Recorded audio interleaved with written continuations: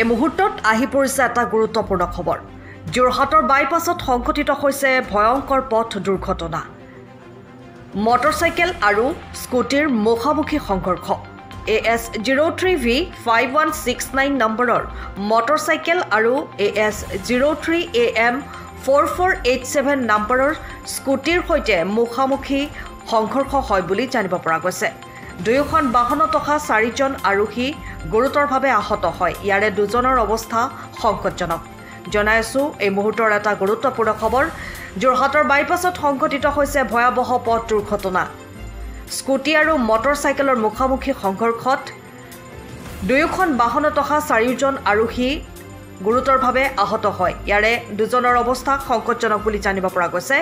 AS03V5169 নম্বৰৰ motorcycle আৰু AS03AM 4487 নম্বৰৰ স্কুটিৰ মাজত হোৱা মুখামুখি সংঘৰ্ষৰ ফলত দুয়োখন বাহনত থকা 4জন আৰোহী গুৰুতৰভাৱে আহত হয়।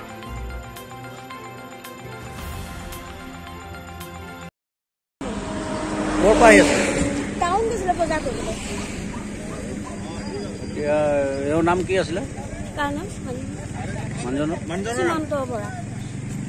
সীমান্ত বৰা।